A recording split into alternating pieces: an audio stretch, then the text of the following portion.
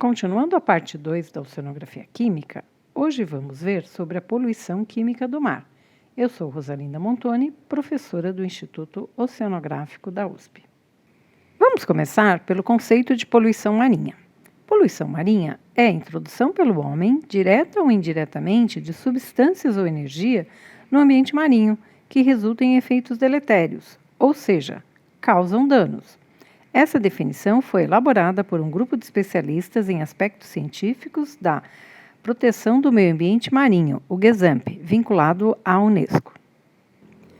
Segundo a definição, os efeitos deletérios seriam os seguintes: danos para os recursos vivos, perigo para a saúde humana, obstáculos para as atividades marinhas, incluindo a pesca, diminuição da qualidade da água do mar e redução das atividades recreativas.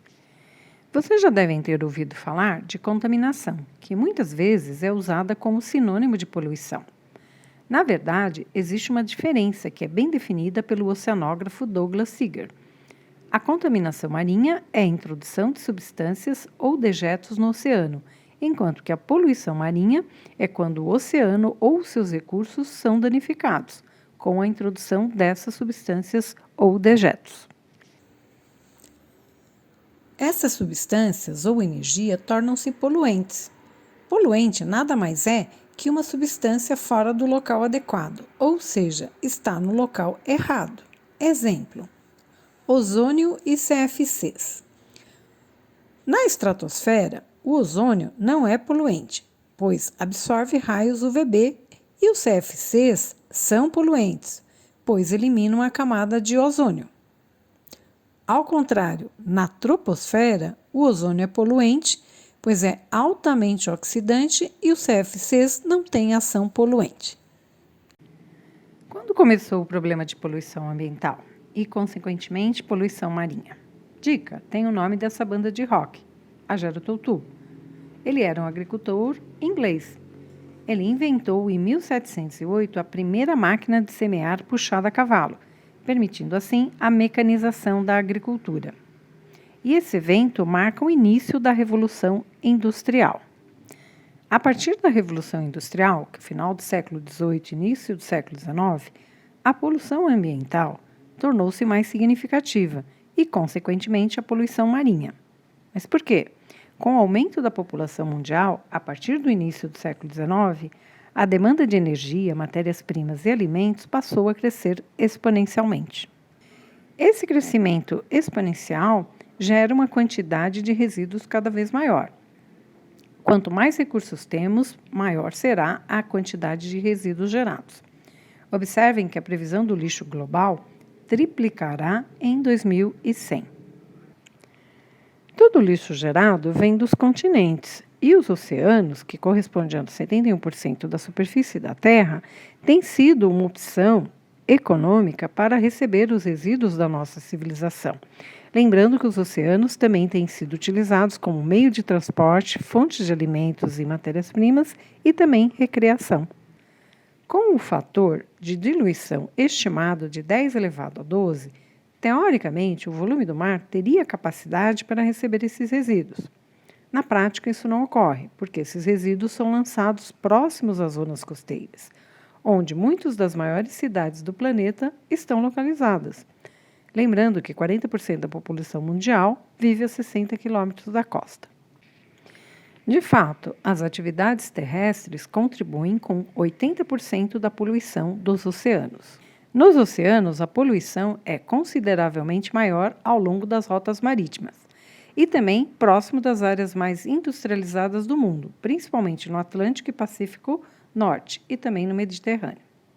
O ecologista marinho Benjamin Halpern, da Universidade da Califórnia, elaborou um mapa global dos impactos humanos nos ecossistemas marinhos. O estudo dele mostrou que o Caribe Oriental, o litoral do Japão e o Mar do Norte são áreas bem afetadas. Por outro lado, altas altitudes como o Ártico e a Antártica correspondem aos 3,7% de áreas menos impactadas. Os poluentes apresentam algumas características comuns. Primeiro, persistência, que é a propriedade ligada ao tempo em que a substância leva para se transformar ou desaparecer no meio em que se encontra. Daí falamos em persistência na água, no ar, no solo, nos organismos e etc. Ela é avaliada pela meia-vida, ou seja, o tempo necessário para o desaparecimento de 50% da quantidade inicial. A segunda é a toxicidade, que é a capacidade de determinada substância para provocar efeitos nocivos em organismos vivos, sendo geralmente proporcional à concentração dessa substância no meio. Terceiro, bioacumulação, que é um termo geral que descreve um processo pelo qual substâncias ou compostos químicos são absorvidos pelos organismos. O processo pode ocorrer de forma direta, quando as substâncias são assimiladas a partir do meio ambiente, solo, sedimento ou água, ou de forma indireta, pela ingestão de alimentos que contêm essas substâncias. Esses processos frequentemente ocorrem de forma simultânea, em especial em ambientes aquáticos. Os principais grupos de substâncias potencialmente danosas para o ambiente marinho e cujos problemas críticos já foram identificados são os seguintes: os metais representam quase 80% de todos os elementos existentes na tabela periódica. Os metais são constituintes naturais da crosta terrestre, derivados de rochas ígneas e metamórficas, portanto, existem em níveis naturais. São estáveis e persistentes. Podem ser classificados em metais leves, como sódio, potássio e cálcio, que têm abundância na água do mar. Os metais micronutrientes, como o ferro, o cobre, o cobalto, o manganês, que são essenciais às atividades metabólicas dos organismos e de plantas. Acima de determinadas concentrações, podem ser tóxicos. E os metais pesados não possuem uma função biológica conhecida e apresentam extrema toxicidade, tornando necessário o acompanhamento de ambientes aquáticos, sensíveis à contaminação. Destacam-se o mercúrio, o chumbo e o cádmio, visto que não são essenciais e causam diversos efeitos em organismos marinhos. Existem várias aplicações para os metais. O mercúrio é catalisador em reações químicas, muito utilizado em eletroeletrônica, medicina e indústria. O chumbo em ligas metálicas, soldas, proteção contra raio-x e antigamente era utilizado como antidetonante em gasolina. O cádmio é principalmente em pilha recarregável e também na galvanoplastia. As fontes desses elementos para o oceano são principalmente o intemperismo de rochas e as atividades vulcânicas. Porém, a componente antrópica vem atuando, adicionando metais como fontes pontuais. Dentre elas, a utilização de fertilizantes, o descarte de resíduo de tratamento de esgotos e as atividades industriais. Esses metais atingem os sistemas aquáticos, principalmente através da descarga fluvial e da emissão atmosférica. Concentrações típicas de metais na água do mar. A ordem de nanograma por litro, 10 a menos 9 grama. A um valor abaixo de 1 miligrama por litro é considerado resíduo. Observar que em água costeira, as concentrações de metais são uma ordem de grandeza maiores que as águas oceânicas. Para áreas impactadas, temos o grande problema ambiental ocorrido em 1954 no Japão, no qual uma empresa de fabricação de fertilizantes químicos descartava metilmercúrio, a espécie mais tóxica de mercúrio, na Baía de Minamata. A toxicidade de metais afeta o sistema nervoso, o renal e o reprodutor, entre eles distúrbios genéticos, neurológicos, congênitos, comportamentais e reprodutivos. Cada metal é conhecido pelos seus danos específicos ao organismo. O chumbo afeta o cérebro e o cádmio os ossos. A toxicidade dependerá da biodisponibilidade e da espécie química em questão. A biodisponibilidade é um parâmetro que mede a capacidade de determinado elemento químico ser absorvido pelos seres vivos. Metais em água são bastante reativos, podem ser encontrados em solução de forma livre, como os íons, ou em complexos orgânicos e inorgânicos solúveis. De uma maneira geral, no meio aquoso há vários íons em solução e a forma livre é a mais tóxica, porém apresentam-se em baixa porcentagem em relação às outras formas. Exemplo de efeito adverso em bivalve, que é a redução da concha no mexilhão azul, que ocorre na costa do Atlântico Norte. Observar que os valores são diferentes para cada metal. Esses organismos podem ser utilizados como bioindicadores ou sentinelas ambientais, pois refletem de forma integrada a carga de contaminantes a que estão expostos na água durante a alimentação. Geralmente apresentam alta densidade populacional, ampla distribuição e capacidade de tolerar altas concentrações de metais em seus tecidos. O programa Mussel Watch, criado em 1986 pelos Estados Unidos para monitorar diversos contaminantes na água do mar, utiliza os bivalves como bioindicadores. O programa observou que diferentes espécies de bivalves têm diferentes capacidades de bioacumulação para metais traço. Por exemplo, as ostras acumularam mais cádmio, cobre e zinco do que os mexilhões, que, por sua vez, acumularam mais crômio e níquel. Em 20 anos de monitoramento, eles observaram que as regiões urbanizadas e industrializadas ocorrem as concentrações mais altas de metais. Poluição por materiais radioativos. A radioatividade é um processo de desintegração espontânea. Ocorre devido à instabilidade nuclear do átomo, emitindo radiação. As formas instáveis formadas, elas são chamadas de radioisótopos ou radionuclídeos. Relembrando, um átomo é constituído de um núcleo e uma camada de elétrons. O núcleo é composto por prótons e nêutrons. A carga negativa dos elétrons balanceia a carga positiva dos prótons. Elementos químicos geralmente apresentam uma mistura de 2 ou mais isótopos. Isótopo é o mesmo número de prótons, mas número diferente de nêutrons para cada um dos átomos do mesmo elemento. Exemplo, o elemento hidrogênio forma 3 isótopos.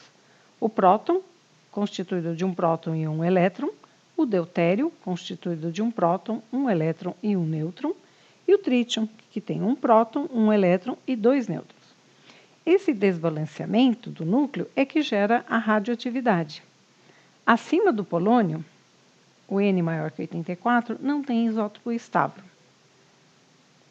A ocorrência de isótopos pode variar para cada elemento. Exemplo, o carbono 12, que é a forma mais predominante, seguida pelo carbono 13, e ambos são estáveis. A forma radioativa é o carbono 14, que apresenta baixíssimas quantidades. Já o urânio apresenta todos os isótopos radioativos. Predomina o urânio 238, com 92 prótons e 146 nêutrons. Radioatividade natural. Ocorre espontaneamente na natureza em determinados elementos que emitem de seus núcleos as 3 emissões radioativas naturais, alfa, beta e gama. A radioatividade natural foi descoberta por volta de 1896 pelo físico francês Henri Becquerel, 1852 a 1908, juntamente com o casal Curie. Eles perceberam que o elemento urânio emitia radiações ao deixar filmes fotográficos em contato com o elemento radioativo. Os filmes apresentaram manchas e concluiu-se que tratava-se dos raios emitidos pelos sais de urânio. Radioatividade artificial provocada por transformações nucleares artificiais. Ocorre quando núcleos estáveis de elementos naturais são bombardeados com diferentes partículas, alfa, beta, próton, nêutrons, etc., transformando-se em núcleos de outro elemento químico. Podem ser obtidas de produtos de fissão, quebra de radionuclídeos fósseis ou formados do combustível do reator. Produtos de ativação, que são os elementos dos circuitos do entorno dos reatores, e envoltório do combustível. Os transurânicos, plutônio 238, que é fonte de energia em satélite, e plutônio 239, fonte em combustível e armas nucleares. Plutônio é um dos elementos radioativos mais tóxicos que se tem conhecimento. 2 miligramas já é fatal para o homem. Fontes para o mar, descarga de efluentes radioativos.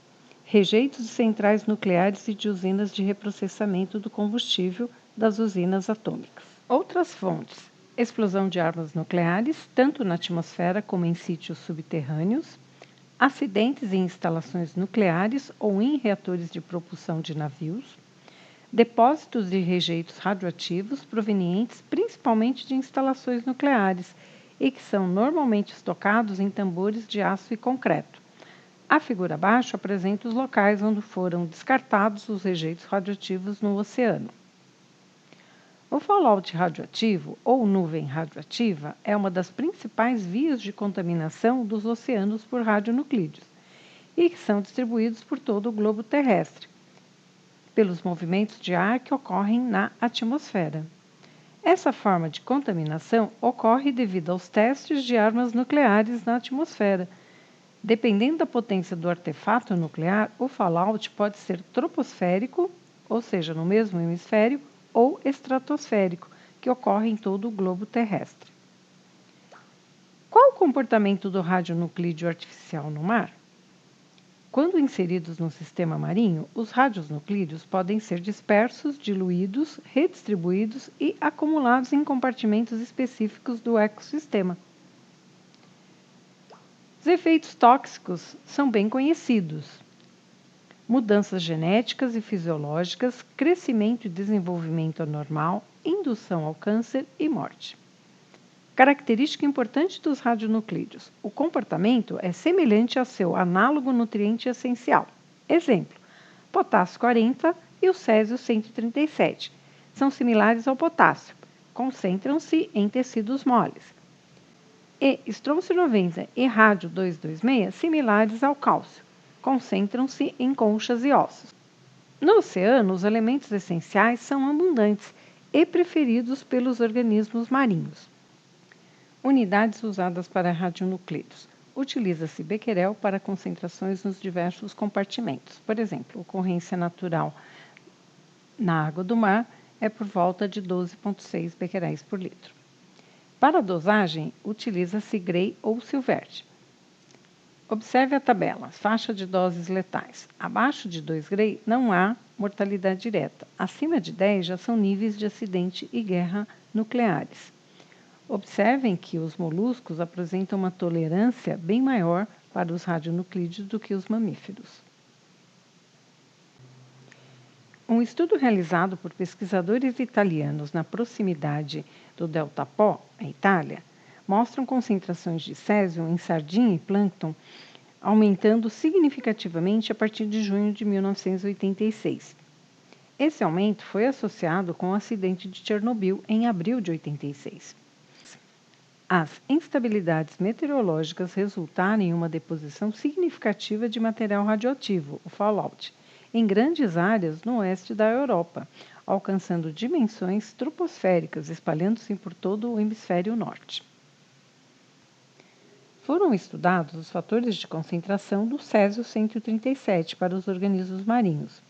Observem que os valores estão acima do recomendado pela Agência Internacional de Energia Atômica.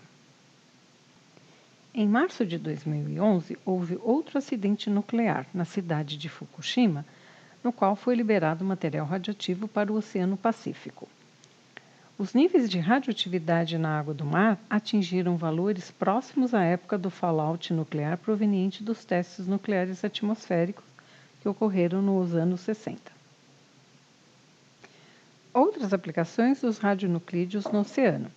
Eles podem ser usados como traçadores de correntes marítimas e atmosféricas e também fornecer uma série de informações do ecossistema. Exemplo: datação de testemunhos sedimentares. O urânio 238 para material inorgânico, que mede a relação chumbo-urânio, e o carbono 14 para substâncias orgânicas.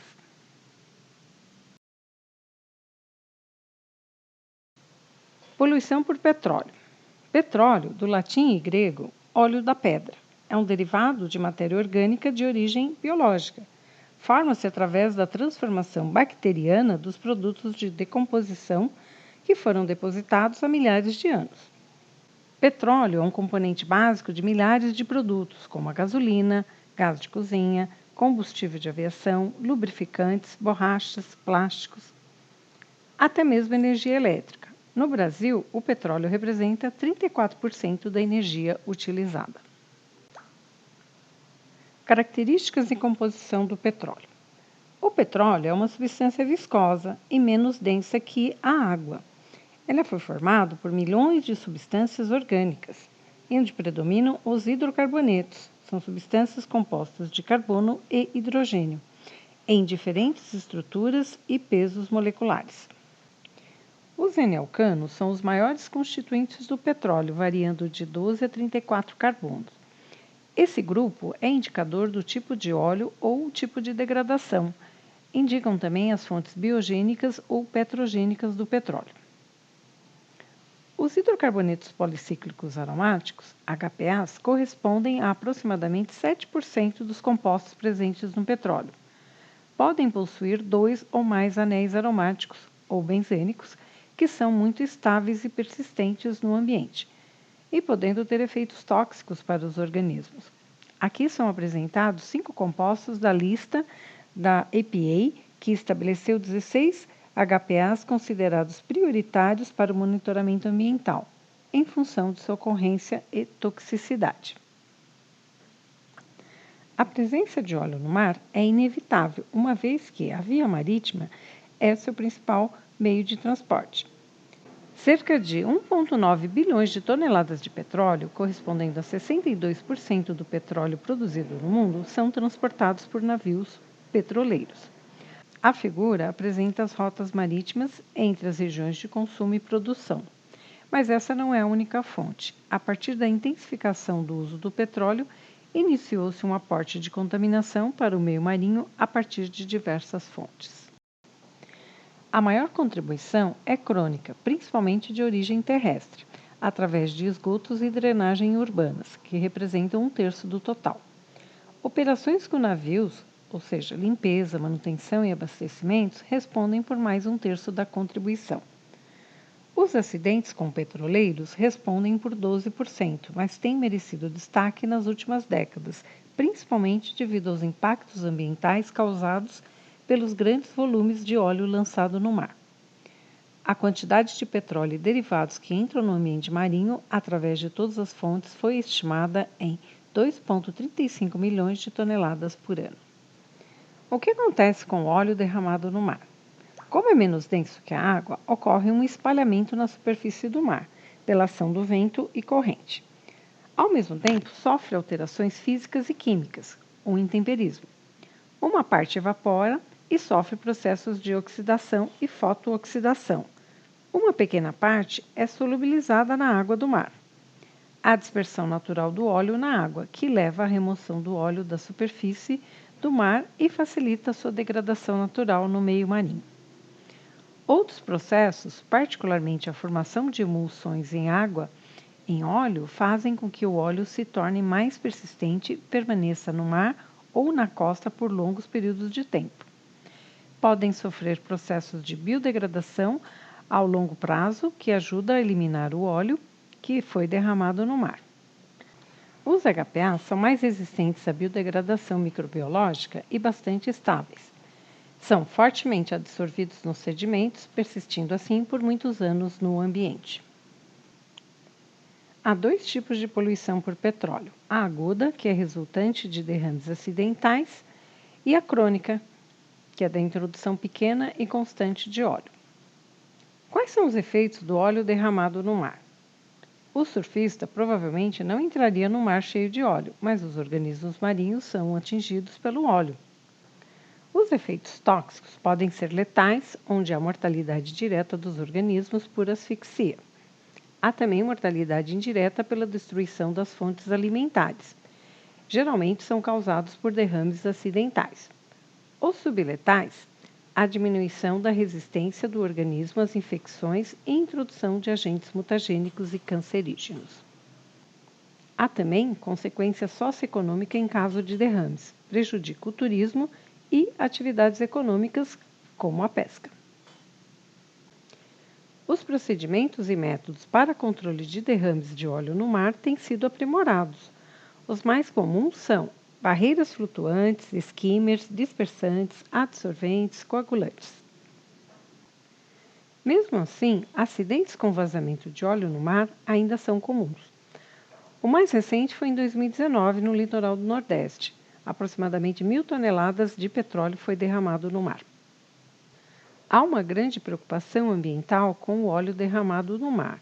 Contudo, outra grande preocupação é quanto tempo vai durar o petróleo no mundo, que vai depender da descoberta de novas reservas, do aumento da produtividade e nos poços e na evolução do consumo do mundo.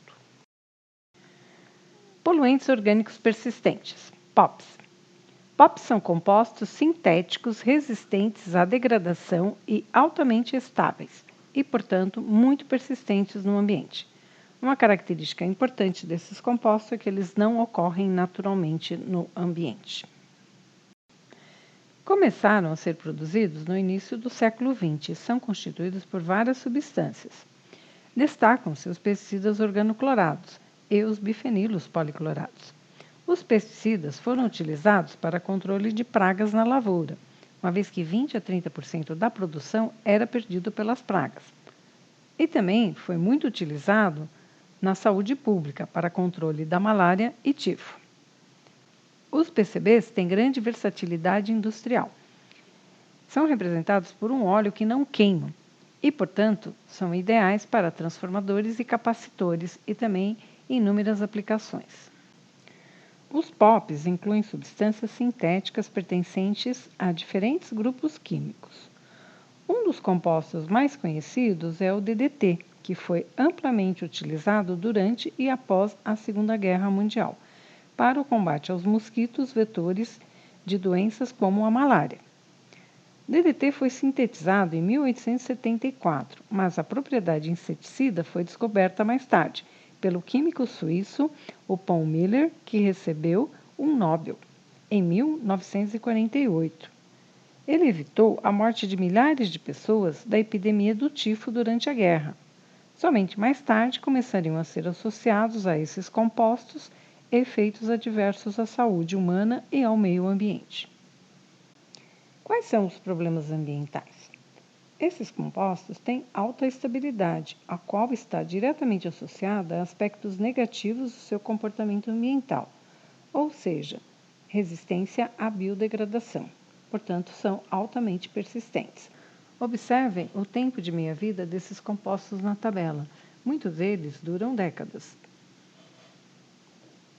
Esses compostos apresentam bioacumulação em tecidos gordurosos. Os POPs são hidrofóbicos, ou seja, têm baixa solubilidade em água, e lipofílicos, têm alta solubilidade em tecidos adiposos. Possuem extrema afinidade por células, as membranas lipídicas, e quando em ambientes aquáticos tendem a se acumular nos seres vivos e na matéria orgânica. Esse processo de bioacumulação pode ocorrer de duas maneiras: a direta, quando são assimilados a partir do meio ambiente, seja o solo, sedimento ou água, e a forma indireta, quando são ingeridos através de alimentos contendo esses poluentes. Esses compostos também apresentam biomagnificação, acúmulo progressivo de poluentes ao longo da teia alimentar. Ou seja, os animais de níveis tróficos superiores podem apresentar concentrações muito mais altas que as dos organismos que lhes servem de alimento. Devido a tais características, os POPs possuem grande potencial para causar danos aos organismos e aos ecossistemas, mesmo em baixas concentrações. A toxicologia dos POPs é altamente complexa e específica para cada composto. Assim, podem existir múltiplas respostas tóxicas, dependendo da espécie, sexo e órgãos atingidos. As manifestações mais comuns da exposição de POPs em vários animais são as seguintes: distúrbios hepáticos, sistema imunológico baixo, a neurotoxicidade, anormalidades reprodutivas, efeitos mutagênicos e carcinogênicos. Também podem ocorrer problemas respiratórios e gastrointestinais. No geral, os efeitos são subletais e crônicos, por isso a demora para identificar sua toxicidade. O primeiro alerta dos perigos do uso indiscriminado do DDT e outros pesticidas organoclorados foi dado pela bióloga americana Rachel Carson em seu livro Primavera Silenciosa, que foi publicado em 1962. Ela descrevia os efeitos tóxicos agudos que os compostos organoclorados provocavam no meio ambiente, tanto na América quanto na Europa, através de sua rápida bioacumulação. Algumas espécies aproximavam-se da extinção, como o falcão peregrino e a águia calva, que é o símbolo dos Estados Unidos. Outro alerta foi o acidente com PCBs ocorrido em 1968 no Japão, nas Ilhas Kyushu. Mais de 1.000 pessoas foram intoxicadas com a ingestão de um óleo misturado com PCBs. Essas pessoas, elas apresentaram erupções na pele, pigmentação, dores abdominais, fadiga e perturbações visuais. Em 1979, ocorreu um acidente parecido no Taiwan e as pessoas apresentaram efeitos similares. Então, foi a partir de 1970 que os pesticidas organoclorados foram banidos ou tiveram seu uso restrito. O Programa das Nações Unidas para o Meio Ambiente realizou uma convenção em maio de 2001, em Estocolmo, para a proibição mundial de várias substâncias consideradas POPs. Na primeira lista, os 12 compostos são todos organoclorados, sendo 8 inseticidas e 2 de uso industrial. O HCB também tem ação inseticida e 2 subprodutos não intencionais, gerados nos processos de incineração, siderurgia e combustão da madeira. Na Convenção de 2009 e 2010 foram incluídas 10 novas classes de substâncias químicas, como pesticidas, os HCHs, clordercona, endosulfan, retardantes de chama, impermeabilizantes e antiaderentes.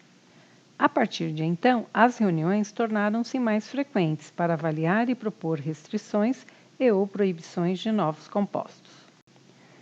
Atualmente, são 30 POPs proibidos e ou restritos. As informações estão sendo atualizadas no site da Convenção de Estocolmo.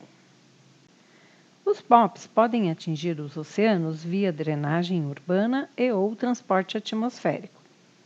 Uma vez no oceano, os POPs são distribuídos e transferidos através da coluna d'água, biota e sedimento.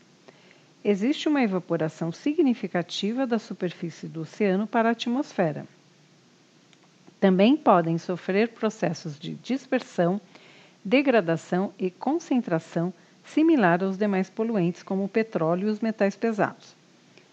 Uma pequena parte dos POPs na água do mar é dissolvida pelos processos de mistura, a turbulência, e a maior parte é incorporada às micelas coloidais. Os POPs, associados a essas substâncias, que formam 90% da matéria orgânica dissolvida na água do mar, são transferidos para o fitoplâncton, estabelecendo um equilíbrio dinâmico entre material particulado e fitoplâncton. O material particulado não assimilado pelo fitoplâncton e que constitui a maior fração é incorporado ao sedimento. Consequentemente, os sedimentos de fundo tornam-se importantes reservatórios e fontes de POPs no oceano. Uma característica importante desses compostos: eles podem ser transportados para regiões distantes de onde foram utilizados. Esse processo é chamado de destilação global. Nas baixas latitudes, a evaporação desses compostos é maior que sua deposição, enquanto que nas altas latitudes ocorre o contrário. A deposição é maior que a evaporação. Inclusive, são detectados em regiões distantes como a Antártica. No exemplo aqui, a presença de PCBs em organismos antárticos, que fica evidente também a biomagnificação desses compostos. Diversos países aboliram o uso de DDT a partir da década de 70. Porém, pela Conferência das Nações Unidas, de dezembro de 2000, o DDT deixou a lista dos compostos totalmente proibidos, principalmente pela baixa toxicidade aos humanos e para o controle dos vetores. Atualmente, alguns países ainda fazem uso para controle de vetores transmissores de doenças tropicais como a malária, o tifo, a dengue e febre amarela. Entre eles encontram-se o México, a Venezuela, o Equador, Costa Rica, Ásia e principalmente a África. Inclusive, são defensores do uso do DDT. A malária ainda é uma doença que mais mata no mundo, perde para a AIDS, a tuberculose e a hepatite viral. Poluição por esgotos. Os esgotos, sem dúvida alguma, constituem o maior problema de poluição marinha a nível global, tanto em volume de material poluente despejado, quanto aos problemas de saúde pública que causam. O esgoto doméstico consiste em uma mistura complexa de dejetos humanos, água e compostos químicos derivados de produtos de uso doméstico e/ou industrial. O esgoto é composto principalmente de água, 99,9%. Os sólidos totais correspondem a 0,1% e são constituídos principalmente de compostos orgânicos. As fontes de esgoto para o ambiente marinho podem ser pontuais ou não pontuais, incluindo efluentes municipais e industriais, drenagens urbanas e agrícolas, materiais dragados e todo o esgoto doméstico. A grande parte das descargas de esgoto é feita por córregos e canais com destino final nas praias. Quais são os problemas ecológicos causados pelo esgoto no mar? Redução do oxigênio. Excesso de matéria orgânica esgota o oxigênio presente na água do mar, causando condições anóxicas ou hipoanóxicas, quando a concentração é menor que 2 mg de oxigênio por litro. Os sistemas costeiros mais rasos são os mais suscetíveis à redução de O2. Estuários estratificados com canais profundos também apresentam períodos de água anóxica ou hipoanóxica, devido às suas características hidrodinâmicas. Um estudo publicado em 2018 mostra as áreas oceânicas e costeiras com redução de oxigênio nos últimos 50 anos. Uma das causas é o aumento das descargas de nutrientes no mar, da agricultura e esgoto das cidades. O oxigênio é fundamental para processos biológicos e biogeoquímicos no oceano, e seu declínio pode causar mudanças importantes na produtividade do oceano, tanto na biodiversidade quanto nos ciclos biogeoquímicos. Um outro problema é a eutrofização. O nitrogênio e o fósforo orgânicos contidos no material fecal humano e também nos restos de matéria orgânica lançados ao mar são normalmente reciclados pelas bactérias para suas formas inorgânicas. Entretanto, um grande aporte de nitrogênio e fósforo levam ao crescimento exponencial de algas planctônicas. Esse processo geralmente ocorre em locais com baixa circulação. Espécies oportunistas com alta taxa de crescimento são favorecidos. Exemplo, a claudofora e a enteromorfa. Então, há diminuição da diversidade floral, que é indicativo de ambiente impactado. O esgoto também contribui para o aumento da turbidez da água do mar, em função do aumento dos sólidos em suspensão, e, portanto, a penetração de luz diminui na água do mar. A presença de organismos patogênicos é crítica, uma vez que causa doenças para o homem, como cólera, febre tifoide, hepatite virótica, entre outras. Há, portanto, restrição da balneabilidade das praias. Para os organismos marinhos, pode ocorrer putrefação em peixes e crustáceos. Além das fezes humanas, restos de alimentos, sabões e detergentes também são constituintes comuns do esgoto. Muitos poluentes, como hidrocarbonetos de petróleo e metais pesados, tornam-se constituintes comuns no esgoto devido à sua facilidade para absorção na matéria orgânica particulada. As principais formas de manejo do esgoto ocorrem através das estações de tratamento de esgoto, as ETs, ou através de emissários submarinos. Emissário submarino é uma tubulação utilizada para lançamento de esgotos sanitários ou industriais no mar. Na maior parte dos emissários submarinos existentes no mundo, o tratamento primário é o único tratamento dado ao esgoto, antes de seu lançamento no mar. Aproveita-se a elevada capacidade de autodepuração das águas marinhas, que promovem a diluição e a dispersão de poluentes lançados no mar. A população mundial ainda não está totalmente conectada com o sistema de coleta de águas residuais.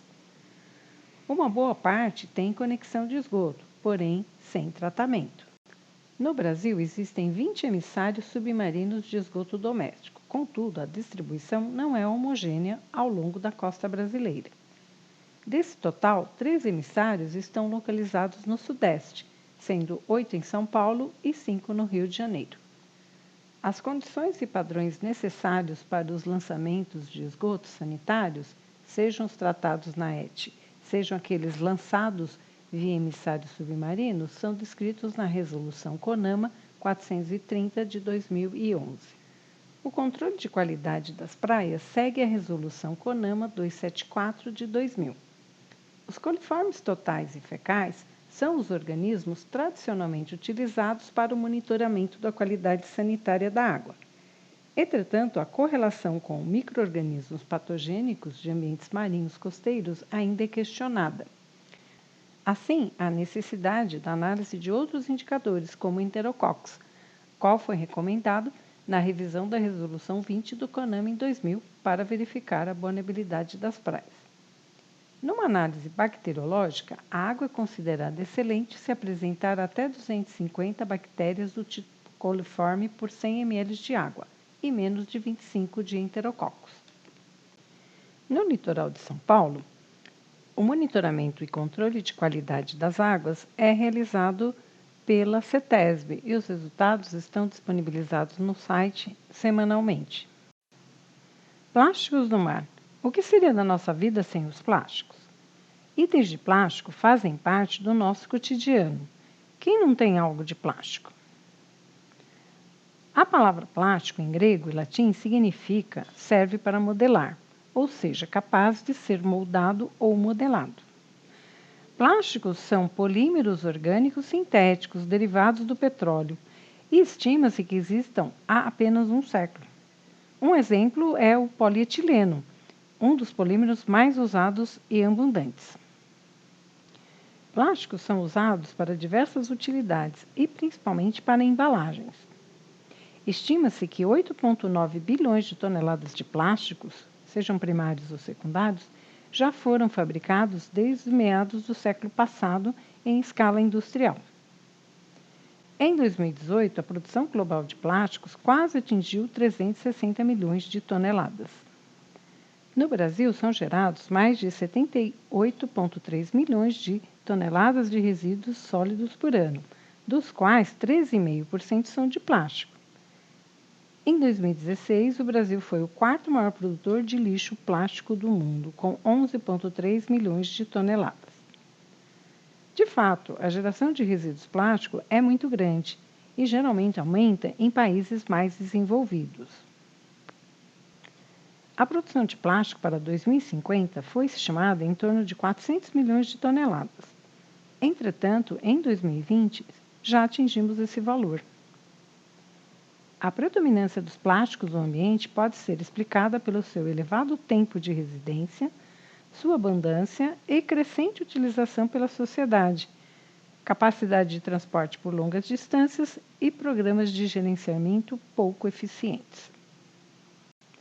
Plásticos no mar é o item predominante do lixo marinho. Lixo marinho é o resíduo sólido de origem antropogênica, que é introduzido no oceano. As primeiras observações de plásticos no oceano foram feitas pelo pesquisador norueguês, o Dr. Thor Heyerdahl, durante suas primeiras expedições científicas à Polinésia, no período de 1937 a 38, e noroeste da América, de 1940 a 41, e também a expedição Kon-Tiki, em 1947. Desde então, trabalhos posteriores confirmaram elevadas densidades de plásticos flutuantes no oceano. Fontes de plásticos no oceano. As fontes terrestres de detritos plásticos contribuem com 80% dos plásticos no ambiente marinho. As fontes oceânicas respondem pelos 20% restantes. Os plásticos são transportados por rios e sistemas de drenagem dos municípios costeiros, sendo que as maiores introduções de lixo plástico são provenientes de áreas industrializadas ou densamente povoadas, principalmente na forma de embalagens. Turismo e atividades recreativas e também pesqueiras contribuem para introduzir plásticos no mar. A pesca comercial é a principal contribuição da atividade humana das fontes oceânicas. Por outro lado, os detritos gerados por navios são a principal fonte de detritos marinhos encontrados em margens remotas. Segundo o Programa das Nações Unidas para o Meio Ambiente, a UNEP, em 2009, estimava-se que cerca de 5 milhões de itens de detritos marinhos sólidos eram diariamente jogados no mar ou perdidos de navios. A figura aqui mostra a introdução de plástico nos oceanos. Em amarelo, destacam-se os locais com intensidade de pesca. Em marrom, a contribuição costeira. Em cinza, seria a movimentação das mercadorias. Observe que é muito mais intenso aqui no hemisfério norte. Aqui temos o mapa com a estimativa de pedaços e peso de plástico nos oceanos. Observe que os maiores valores estão no Pacífico Norte e no Oceano Índico.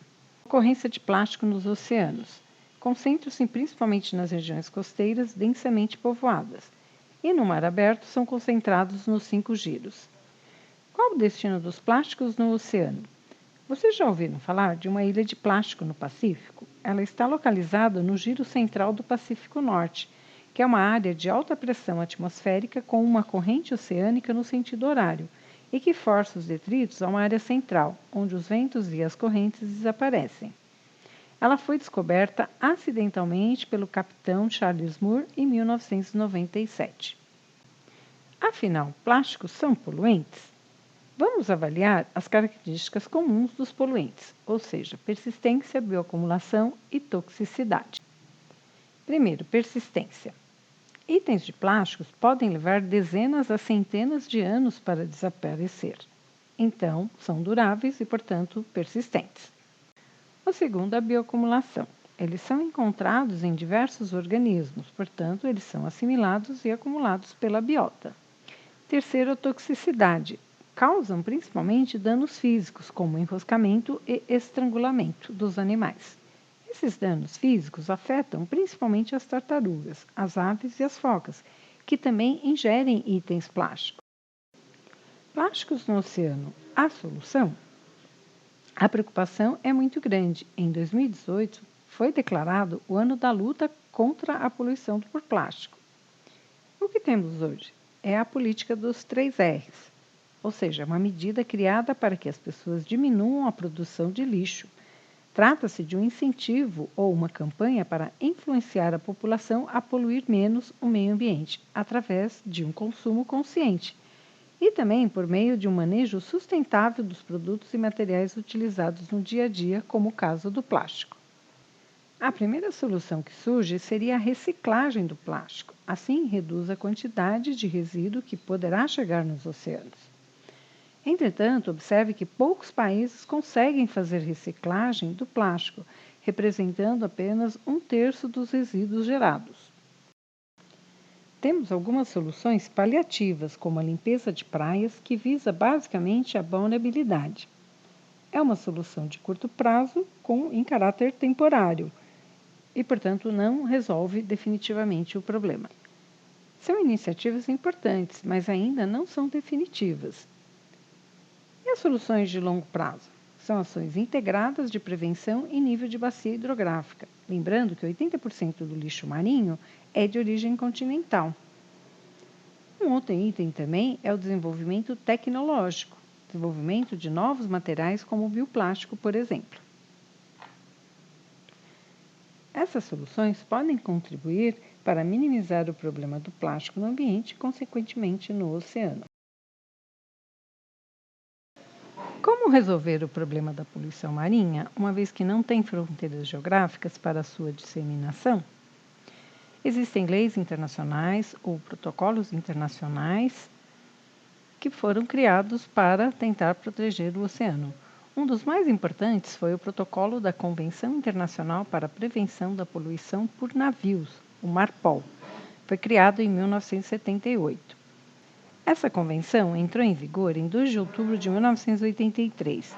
Em outubro de 2009, 150 países, representando 99,14% da tonelagem mundial da navegação, já faziam parte da convenção, atendendo o anexo 1 e 2 obrigatórios para adesão. Outros anexos foram incorporados a essa convenção, como, por exemplo, o anexo 4, que regulamenta a prevenção da poluição por esgoto, e o anexo 5, que regulamenta o descarte de lixo dos navios. Essa convenção é a autoridade que controla o despejo de materiais por navios e entrou em vigor em 1988. Aplica-se a todas as embarcações, incluindo pequenos barcos de recreação. Até 2002, 79 países ratificaram o anexo 5, inclusive o Brasil. A maior dificuldade é garantir o cumprimento da legislação em uma área tão vasta como a dos oceanos. Portanto, é comum a violação dessa lei internacional. Através de órgãos internacionais, como a ONU, por exemplo, um dos capítulos da Agenda de Conferência das Nações Unidas para o Ambiente e Desenvolvimento, a UNCED 92, tratou especificamente da proteção dos mares e zonas costeiras. Em outubro e novembro de 1995, foi discutido pelos países membros da ONU o programa da UNEP para a proteção do ambiente marinho da poluição marinha oriunda das atividades terrestres. E em 1996 foi criada a Comissão Mundial Independente sobre os Oceanos, onde foram discutidas 30 convenções relativas à proteção dos oceanos. Em 1998, a ONU declara o Ano Internacional dos Oceanos. Pretende obter um compromisso diante dos recursos marinhos para sua proteção adequada. A expectativa era de chamar atenção às questões essenciais, sobretudo a questão dos limites dos recursos marinhos, no sentido de deixar claro que já ocorrem sinais de estresse por causa da atividade humana. Em 2009, durante a Conferência Mundial dos Oceanos, um total de 64 países aprovou a Declaração dos Oceanos de Manado, para a ONU incluir a proteção dos mares dentro de sua estratégia global contra a mudança climática. O documento também ressalta a importância de agir para reduzir a poluição do mar e nas zonas litorâneas e aconselha a realizar estratégias de desenvolvimento sustentável em nível nacional e interregional. Uma das soluções seria a criação de áreas marinhas protegidas, as AMPs, sejam reservas ou unidades de conservação sustentável. De fato, a Organização das Nações Unidas recomenda que, a curto e médio prazos, 20% dos oceanos sejam protegidos com a adoção de áreas marinhas protegidas, subindo para 30% a longo prazo. Atualmente, apenas 0,4% das águas territoriais brasileiras estão protegidas em unidades de conservação federais. A participação da sociedade e as organizações não governamentais também tem sido efetiva, através das campanhas de conscientização ambiental relativo aos oceanos, como, por exemplo, o Projeto Lixo Marinho, o SOS Save Our Seas, Greenpeace, entre outras. As pesquisas científicas, cada vez mais crescentes nas últimas décadas, têm reforçado a importância do mar e a sua conservação. A reunião anual da SBPC em 2010 teve como tema central Ciências do Mar, Herança para o Futuro. E, recentemente, as Nações Unidas declararam o período de 2021 a 2030 como Década Internacional da Oceanografia para o Desenvolvimento Sustentável. Essa iniciativa visa ampliar a cooperação internacional em pesquisa para promover a preservação dos oceanos e também a gestão dos recursos naturais de zonas costeiras. Dessa maneira, a responsabilidade e ação simultânea de todos os segmentos da sociedade, universidades, instituições de pesquisa, organizações governamentais e não governamentais, representam um compromisso importantíssimo para minimizar o problema da poluição marinha. Para finalizar, um trecho da música de Dorival Caymmi. O mar, quando quebra na praia, é bonito, é bonito. Muito obrigada pela atenção.